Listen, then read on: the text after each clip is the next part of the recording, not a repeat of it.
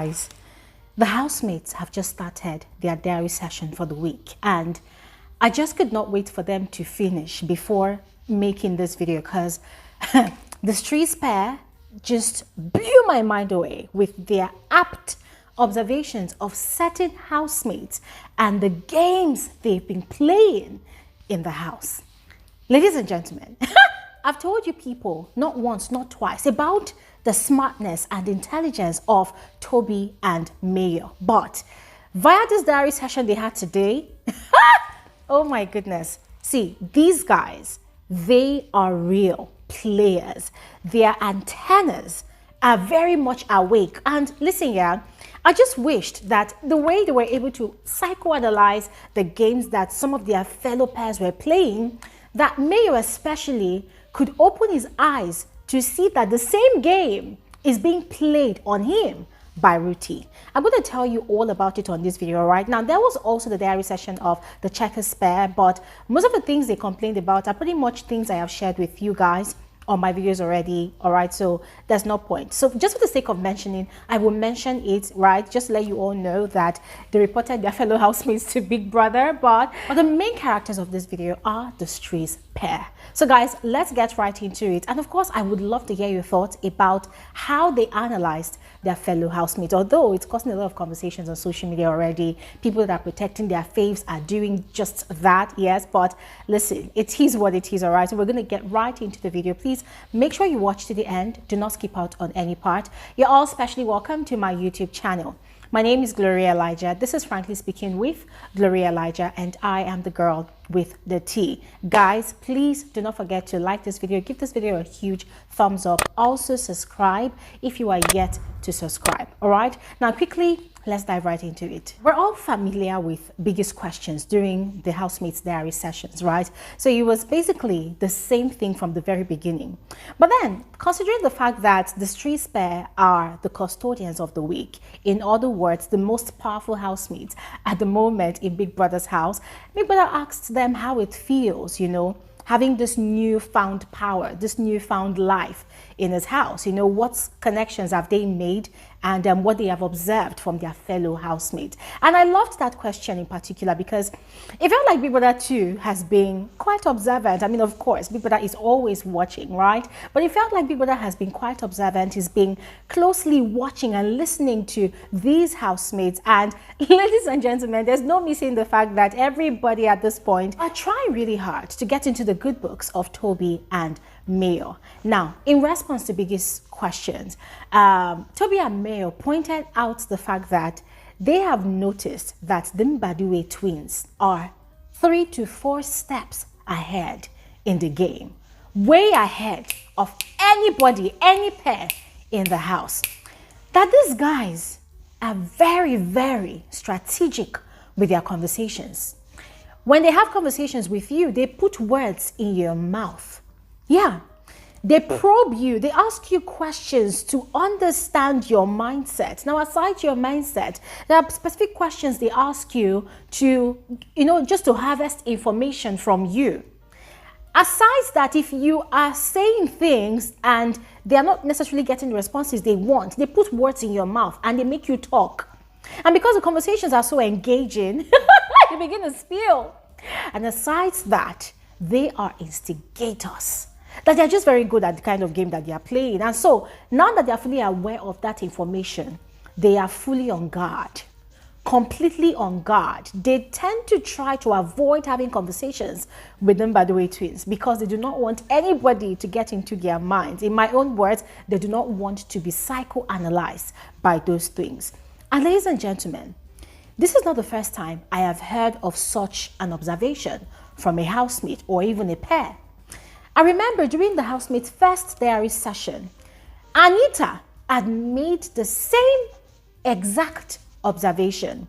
But you see, because of the kind of personality that girl carries in the house, you tend to look for more from her, but she's not really giving. She's just there, like she's in the shadows. It's like she's trying to just, you know, pass through the weeks and go unnoticed, which personally I don't find quite entertaining yet. But with regards to this particular observation about the Mbadiwe twins, Anita was the first housemate that actually noticed it. And she had had a one-off with them. And according to her, she had actually warned them that, listen, stop saying things I did not say. You said XYZ and I responded. So why are you saying I said XYZ? You know, so it's all about the mind games for these guys. And mind you, these twins, you're very, very smart. Now, the Mbadiwe twins were not the only pairs that the streets pair had clocked out. Another pair they had clocked out was the Annie x Wandi or the Wannixhandi pair. Ladies and gentlemen, listen, they were so apt with this one. Now, this time around, it was actually Toby that made that observation, and I loved the way he put it. According to Toby, these two girls are extremely smart.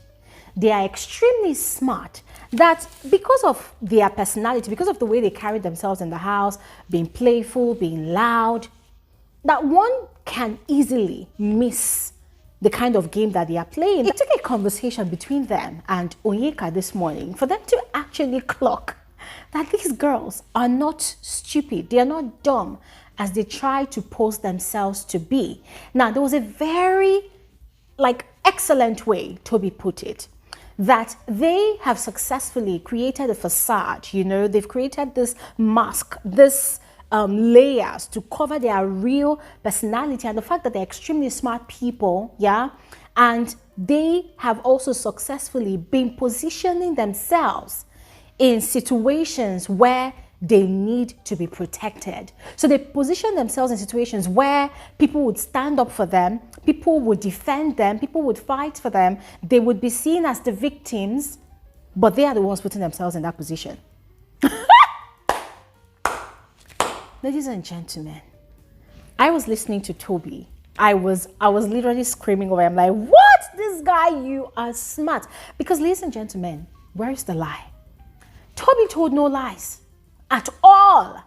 And you see one thing he said, it completely aligned with the same thing Michky was telling his partner Fairme this morning. My previous video is all about that conversation. Please go ahead and check it out. Fairme in that conversation, or rather Michky in that conversation, had shared with his partner that because of how rude and disrespectful these girls are, people in the house are beginning to avoid having any form of confrontation with them so that they do not use them to shine or to trend on social media, because you know they understand that a bulk of the viewing audience enjoy chaotic scenarios like that, you know. So what is gospel situations? It's going to trend. People are going to talk about it. People are going to judge it, analyze it. So they don't want to put themselves, you know, in that position where the girls would use them to create highlights for themselves. That was the exact same thing that Toby was referring to in the diary room. Ladies and gentlemen, listen, I was giving Toby a standing ovation. And whilst he was speaking, Mayor was saying, no, yes, it's true. I mean, of course, you know that they've both had that conversation already before coming into the diary room, right? But then, as much as I enjoyed, you know, Toby's spiel, right? As much as I enjoyed it, as much as I enjoyed his observations, his analysis of these particular housemates, it was funny to me that still on that question Big Brother was asking, Mayor was not really forthcoming about the fact that aside other housemates that have started sucking up to them by virtue of the power that they possess for the week, that the one person that is literally doing it the most is Rhuthee. Because ladies and gentlemen, earlier today, Mayor and Rhuthee have been cozying up together. They've been whispering. I don't know what they've been talking about. In fact, they literally had like a 4-minute conversation and we could not hear a thing because they were whispering. Guys, these two are becoming very, very close. Rhuthee is playing into her femininity to lock in Mayor where she wants him to be.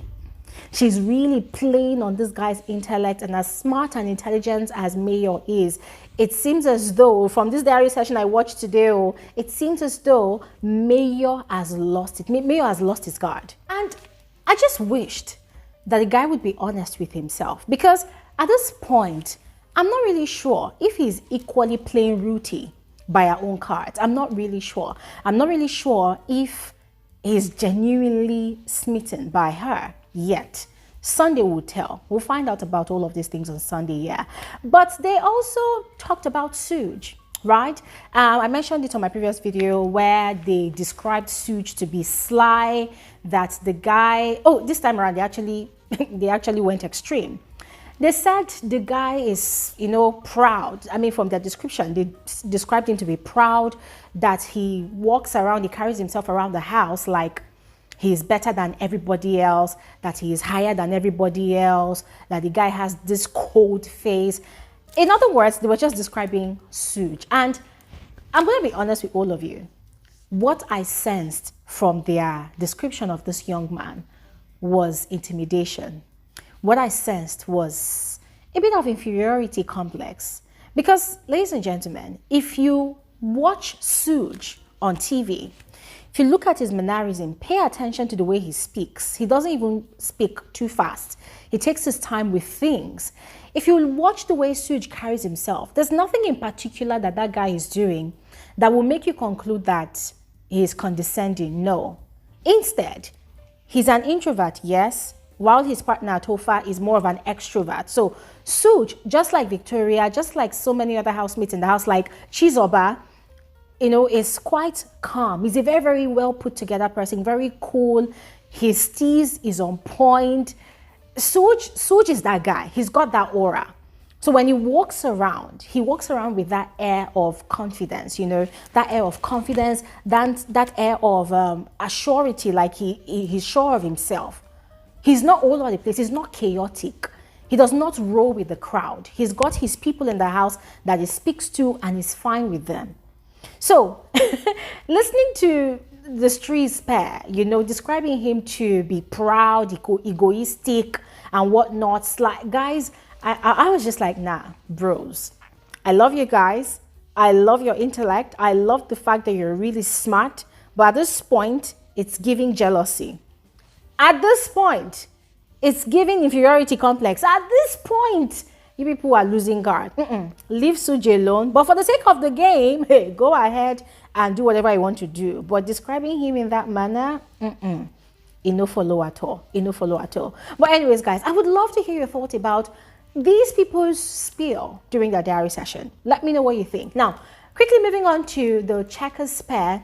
As I mentioned before, they were basically reporting the entire house, you know, to Big Brother that after the fact that they were revealed to be in the bottom 4 on Sunday during the live eviction show, the whole house had made statements like, oh, after all, that kind of content at the end of the day is not what the viewers like. That look now, those ones that are all over the place, they're in the bottom 4, and it had rubbed off on them the wrong way. And Chinwe in particular is one person that they feel has got them in mind, or has got something against them in mind, Chinwe and DJ Flo. Yeah. So Big Brother was asking them how they would want to handle that situation, if they would want to have a conversation with those girls. And they said, well, it's not really necessary, because at the end of the day, just to save face, they might say, oh, there's nothing, and they will still go ahead and do what they want to do.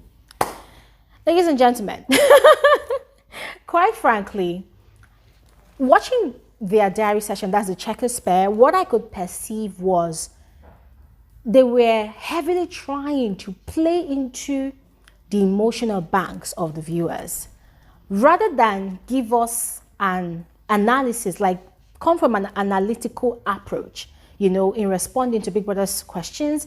They were coming from an emotional approach. Yes, Onyeka herself was kind of trying so hard to make it quite emotional, and I kind of lost interest in it, because for me, I needed something more tangible to work with.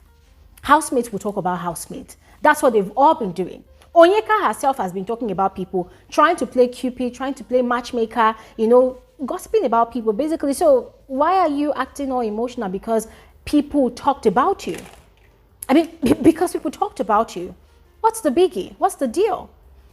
Anyways, ladies and gentlemen, this is where I'm going to stop talking on this video. Let me know your thoughts in the comment section below, and I will share with you more details about the housemates diary session on another video, or anything else that might come up in the house. All right, but in the meantime, enjoy the rest of your day. I'll see you guys soon. Bye.